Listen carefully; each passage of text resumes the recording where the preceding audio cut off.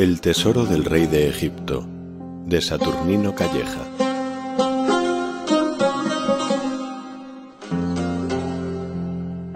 El rey de Egipto, Ramprinito, que vivía por los años 2250 a.C., estaba en constantes guerras con Radamés II. Ciudad tomada por los ejércitos de Ramprinito era inmediatamente saqueada, y los soldados entregaban al rey todo el oro y todas las piedras preciosas que recogían, con lo que llegó a reunir una cantidad inmensa de oro y alhajas. Construyó en su palacio un pozo donde fue depositando sus caudales, cerró aquella cisterna con una piedra y le puso una guardia de 20 hombres. Ramprinito era desconfiado y no dejaba pasar días sin observar si los sellos que había puesto en la piedra que cerraba el brocal del pozo estaban intactos. A pesar de estas precauciones, por 2 o 3 veces fue robado el tesoro del rey, por lo que ideó la construcción de un edificio de piedra cuya puerta de bronce diera a la misma habitación donde él dormía. De esta manera no tendría que temer a los ladrones. Publicó un edicto llamando a concurso a los principales arquitectos del reino y ofreciendo por el mejor plano que hicieran una gruesa cantidad de oro. Fue preferido el arquitecto Anciopol. Este, que conocía perfectamente el carácter del rey, antes de concluir la obra llamó a sus 2 hijos y les dijo: «Conozco la maldad de Ramprinito, y temo que terminado el edificio, quemará los planos y mandará que me den muerte. Si así suceden las cosas, es necesario que me venguéis, y para ese fin os voy a confiar un secreto. He hecho que una de las piedras del ángulo de la torre que da al campo se pueda levantar y sirva para entrar sigilosamente en el edificio». El arquitecto fue a palacio, y antes que pudiera llegar a la cámara real, fue degollado por hombres asalariados. El rey creyó que de este modo el secreto de la construcción de la torre quedaría siempre ignorado. Viendo los hijos que su padre no volvía, fueron a buscarle a palacio y allí supieron su desgraciado fin. «Te vengaremos, padre, haciendo sufrir al rey la pérdida de sus riquezas».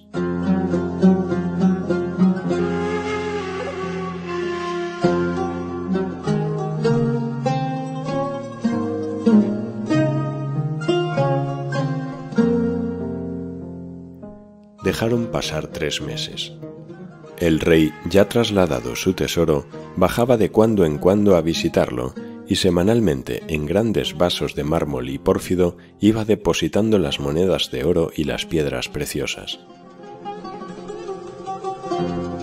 Los hijos del arquitecto, una noche, se dirigieron al tesoro del rey.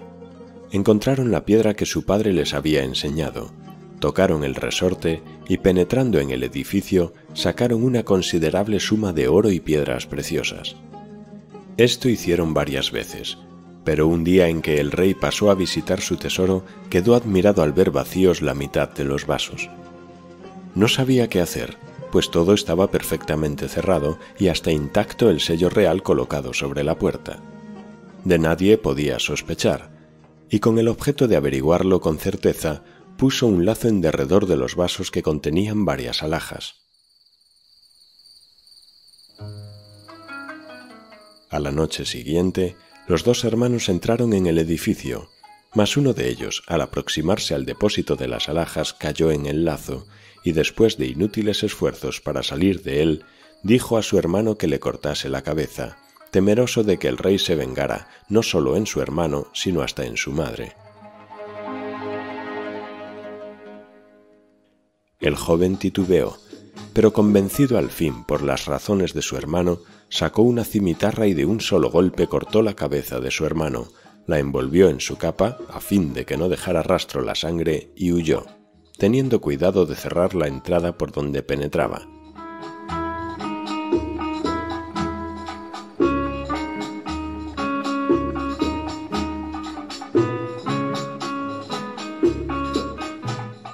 En la mañana siguiente, pasó el rey a visitar su tesoro y quedó extremadamente sorprendido al ver el ladrón en el lazo, pero sin cabeza. Su admiración fue más grande al no poder descubrir el sitio por donde habían podido los ladrones entrar en el edificio. Mandó entonces suspender en la muralla el cadáver decapitado y colocó guardias con orden de prender a los que apareciesen conmovidos de este horroroso espectáculo. El otro hermano se veía amenazado por su propia madre, quien al saber que el cadáver mutilado de su otro hijo estaba públicamente expuesto, mandó al hermano del muerto que se lo trajera para enterrarlo, y le amenazó con denunciarle como ladrón y fratricida. El hijo no consiguió con súplicas que su madre variase de propósito y tomó esta resolución. Cargó de pellejos llenos de vino mezclados con opio algunos asnos, y los llevó al sitio donde el cadáver de su hermano estaba suspendido. Soltó las ataduras de varios pellejos y dejó salir el vino, al mismo tiempo que fingía desesperación. Los centinelas empezaron a beber el vino derramado y pronto se quedaron profundamente dormidos. Cuando la noche estuvo bastante avanzada, el joven desató el cadáver, lo cargó sobre uno de los asnos y, para mofarse de los guardias, cortó a todos la oreja derecha y tornó a casa de su madre. Habiendo sabido el rey lo sucedido, se encolerizó, y queriendo descubrir al ladrón a todo trance, anunció que daría su hija en casamiento al que respondiese satisfactoriamente a sus preguntas. La princesa debía preguntar cuáles eran las acciones más malas y sutiles que habían cometido, y si alguno confesaba haber robado el cadáver del ladrón, debía avisar para que lo detuvieran. El hijo del arquitecto, comprendiendo el pensamiento del rey, quiso mostrarse más diestro que él. Cortó el brazo de un hombre recién muerto, y poniéndolo debajo de su capa, fue a contestar las preguntas que le hiciera la princesa. A ellas respondió que la acción más mala que había cometido en toda su vida era la de haber cortado la cabeza a su hermano, y la más sutil robar el cadáver a los soldados que le custodiaban. Al punto la princesa llamó, los vigilantes quisieron detenerlo, pero él presentó el brazo del muerto, por el cual lo cogieron y lo ataron, y al ser conducido a la cárcel, en un momento oportuno, dejó caer el brazo muerto, se desligó de las inútiles ataduras y se puso a salvo.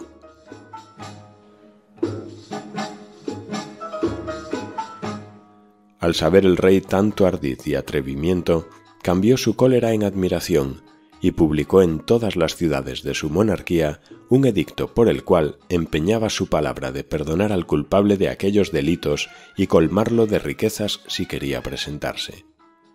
Confiado el hijo del arquitecto, se presentó al rey y le manifestó que todas las riquezas que habían sido sustraídas de la torre las tenía en una cueva de su casa, y que él y su hermano, ya difunto, habían hecho el robo para vengar a su padre.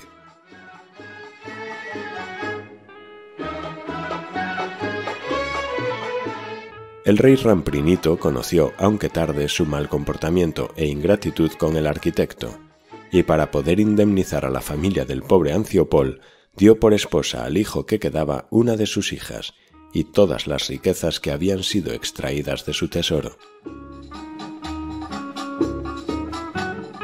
Celebráronse con gran pompa las bodas de la princesa y el hijo del arquitecto, y el rey declaró ante su corte que consideraba al hijo de Anciopol como el hombre más ingenioso de todo el Egipto.